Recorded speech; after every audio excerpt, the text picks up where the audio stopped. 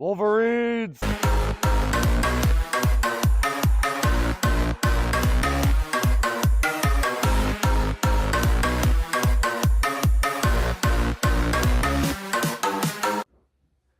If you've ever fantasized about being the last man that had to stay behind to cover your unit as they retreated because a Russian wave attack or Chinese wave attack or North Korean mass wave attack, a human wave of communists was coming over the hill and all you had was your sniper rifle and you were just going to take them off one by one while your unit retreats and die fighting. If you have had that fantasy, go ahead and hit the like and subscribe button and comment down below if you have fallen victim to the commercialization of everyone's a sniper and look at all these sniper movies and you can be picking people off with your, whether it be a bolt action or your trashy AR-10, whatever, right? If you've fallen victim to it, I want to hear your stories down below. The structure of the video.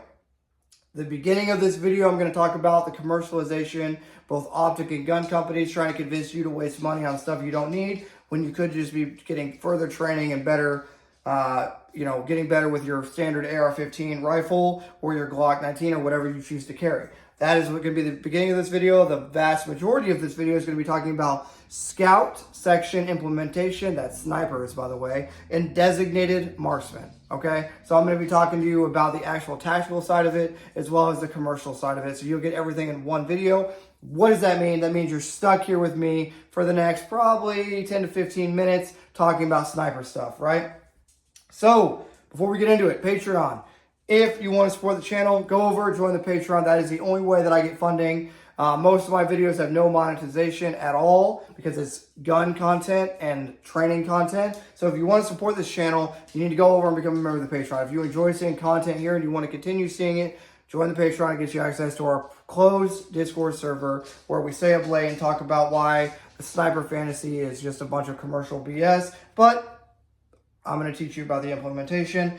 Hit the like button, comment down below, subscribe, do all the YouTube cringy stuff. Okay, our kind of just showpiece is one of my first, my only current bolt action rifle. It's just a Remington 700. It's been painted.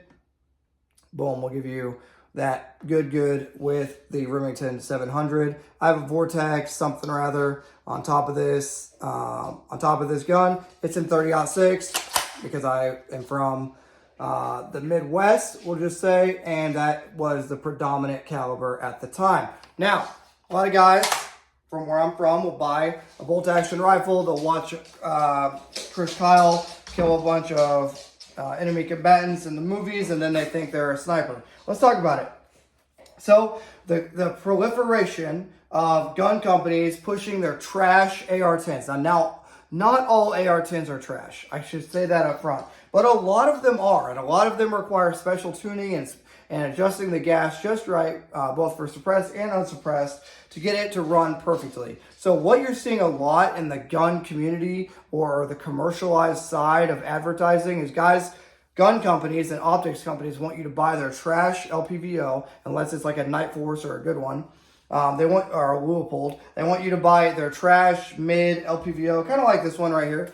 Okay, boom. This Vortex, I think this is like a Diamondback or something pretty cheap. Not the greatest. Just a Vortex optic that I've had for ever and ever. But they want you to buy their LPVO and they want you to buy their trash AR-10 and they want you to think that you're a sniper or a designated marksman. Let's talk about it. Okay, so that's the first big issue I have with the Sniper Fantasy stuff is guys think, okay, I'm going to buy this 308, which is a good caliber, 6.5 Creedmoor, and now I'm a sniper. No, you're not, okay? A sniper is a role and an identifier, right? For the military side, that part really doesn't matter for all this, right? We're not out here just, you guys probably aren't studying the Ranger Handbook. You should be, but for the civilian side, if you're buying an AR-10 because you want to live out your sniper fantasy, just understand that everything I'm about to tell you is the reality of being a sniper, right? Okay, that leads me into this, the actual tactical side of being a sniper, being a designated marksman, or being a reconnaissance trooper. Now, that leads me into me having to, unfortunately, tell you my pedigree, which is not me talking about my ego, just to give you a baseline of understanding. My experience is I'm a senior NCO in the Army, 12 years. active duty infantry. But the first 3.5 years of my career, I spent in the 173rd, still infantry, but in a reconnaissance unit, okay? In the 173rd in Grafenwehr, Germany, C Troop, Comanche Troop, okay? In 191 Cav. Now, I spent 3.5 years there, and during my time there, we did recon. I attended the MTT. That means I didn't get the official, well, I think we got the ARC certificate, but not the RSLIC. So I believe I'm Armored Reconnaissance Course certified, but not RSLIC certified, okay? RSLIC MTT and ARC MTT came to Germany and taught us a bunch of stuff about recon. So for 3.5 years, my sole purpose in life was recon. Why am I telling you all this? Okay, there's a big difference between recce, which is recon, right? Recon, designated marksman, and scout, and being an actual member of a scout platoon or an actual sniper. 3 different categories, right? What a lot of guys get mixed up is, I'm going to be recon, I'm going to be a sniper. No, that's literally 3 different things. So let's talk about what those are. Recon. What is recon? The purpose of recon is to do area recon, zone recon, or route recon. That's to provide a screen line forward of your large force, right? Whether it be a brigade or battalion. A screen line is giving you early warning and giving you easier areas to infiltrate through, etc., right? Without going on a whole long school or class here on recon. My job was recon, right? We jumped in typically 24 to 48 hours ahead of the main body, whether that was the brigade or battalion. Recon, what I did, we jumped in about 24 hours early. Designated marksmen are not snipers. They are just dudes in a normal rifle squad that carry typically something very similar to this rifle. Okay, you guys are on the channel familiar with this. This is just a test bed rifle that we have here. Typically, dudes that are designated marksmen would just carry the same exact rifle that the dudes in the rest of the squad were carrying, but they would have either a different optic and a different job, okay? They would typically break off and go to the support by fire line or go to somewhere to provide overhead security and provide what's called a base of fire. So a designated marksman is not a sniper. They're not, okay? That's just a force enabler. It's a regular dude in the rifle squad that has either, now would be the SIG, the SIG Spear, okay? So they might have the SIG Spear with an LPVO, and they would cover the dudes with M4s as they move up. That's a designated marksman, not a sniper, okay? Looks like a sniper, not a sniper, that's not their job. What are snipers? Snipers are scout platoon or scout section. The sniper's role, I'm not going to put a percentage, but the vast majority of the time, the scout platoon's role is to jump in ahead of the recon. So remember how we talked about recon will jump in 24 hours before the rest of the infantry brigade? Well, or deploy, or advance ahead. The scout platoon will go ahead of the recon. They will provide early warning. They will provide, identify potential enemy threats. They will do what the name implies. They will scout. They actually observe threats, okay? They will observe fires. So if you have artillery, they'll observe that. That is going to be the vast majority of their job, is to jump in early, identify and mark areas, whether it be with IR chem lights, VS-17, whatever method of marking, to find areas that you can maneuver through for the rest of the 6,000 or 3,000 to 4,000 people that are about to jump in, and ahead of the 600 recon dudes that are about to jump in, and go observe where artillery will land, etc. That is their job. Now, do snipers still shoot people with, not this. This is just a FUD example, right? This is just a FUD example of a random bolt-action 30-06 rifle. But do snipers shoot people? Yes, they do. Snipers do provide overwatch and do shoot people, but typically speaking, the people that are going to be shooting people are not going to be the snipers. They don't want to expose their position. It's going to be the machine gun squad that in places at a different location. So maybe like this area, I don't have my whiteboard over here, but this area is the assault line. Over here would be the support by fire where all the 240s are. The scouts would maybe be way over here by themselves, away from the machine guns, as to not be compromised, right? So just to summarize what I just said, there's scout platoon or scout section that lead the infantry into areas. That's your snipers, right? They have a very niche job. They do very, very little actual shooting things, i.e. people. They do that like, I would say 5% or less of the time is spent shooting the enemy. The vast majority of what snipers actually do are forward reconnaissance of the reconnaissance ahead of the actual recon guys. They go ahead of that to give a good area of operation. They spot artillery, they spot mortars, they may engage high value targets here and there, but very rarely. What their job is to do is to provide early warning to the battalion or brigade commander. That way the rest of his or her element does not get killed during the infill, okay? So, and of course, designated marksmen belong to the actual element, whether that be a squad or a platoon. They are a platoon asset typically, right? They can be used as a squad asset, but typically the PL will be able to flex their designated marksman wherever they want, right? Most likely on the support by fire line. Okay, now, why am I telling you all this?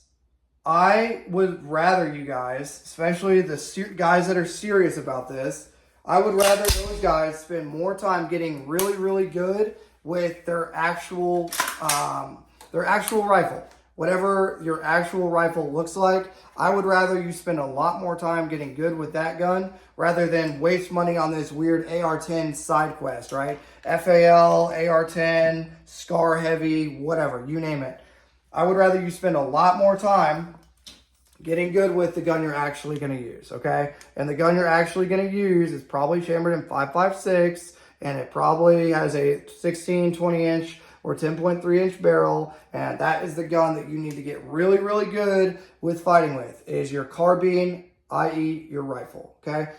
So, please understand, designated marksman, recon, and actual sniper, scout platoon, or scout section, they have a very niche role. I hated being in recon. Yeah, there was like prestige around it to be an infantryman that does recon. Yeah, there's a certain level of prestige. However, that job sucks. All you're doing is carrying really heavy equipment for a long period of time on your back, and you have to spend more time in the cold or the heat. It sucks. It's miserable. You can't move around a lot, and when you are moving, it's for miles and miles, okay? Same thing for snipers. You're stalking. I'm not a Bravo 4 sniper, but I have obviously worked with a lot of sniper sections and scout platoons, right? Whether as a regular, either platoon sergeant or weapons squad leader, or as a reconnaissance team leader. I've worked directly with scout sections, and I can tell you they spend a lot of time hating their life. Like, the type of stuff where you either don't bring a toothbrush or cut your toothbrush in half and you're only bringing one meal for every 8 hours, like really bad scenario, right? So you don't want to be a sniper. So what I would tell you guys is focus a lot more on the rifle that matters, which is your go-to-war rifle, your 5.56 rifle. Focus a lot more on that and your everyday carry handgun. Don't go falling for the tricks of the AR-10 and all the 308, 6.5 Creedmoor, heavy battle rifle cartridges. That's cool, but you're going to have a better time and get more training value out of using 5.56 for the vast majority of your purposes, okay? So it's okay if you have your either FUD gun or whatever, bolt action or AR-10, whatever. I would encourage you to not convince yourself that you're a sniper, okay? Even if you're a Bravo 4 qualified sniper or scout platoon guy that's watching this that has since ETS'd out of the Army or Marines, I would encourage you to really focus on, and you guys know this, to get good with your everyday rifle, right? Okay, thanks for being here, guys. I enjoyed making videos for you guys, but as you've noticed, content has slowed on the channel. Why? Because I'm not getting paid by YouTube anymore. And I don't have a sponsor because I dumped them all. Because I want to make sure that I'm being as genuine as physically possible to make sure my moral compass is set on giving you guys base post-cringe in chat. More down-to-earth opinion on firearms, tactics, etc. The things I talk about on my channel. I want to make sure that you guys are getting that from me, even though I've never been bought and paid for. I don't want there to ever be a perception that anyone has their hand in the pot with this channel. So why am I telling you this right now? I'm telling you that because my time is valuable, same as yours. So if I'm going to stand here and edit and make content and upload and everything like that, all I'm asking is that the guys that actually really enjoy this channel, go over, join the Patreon. Okay? That's all I'm asking. Thanks for being here, guys. And until next time, it's going to be Trench Grenade, your average standard AR-15 rifle enjoyer, not a sniper, but your mom said that we have at home, signing out. Cheers. Wolverines!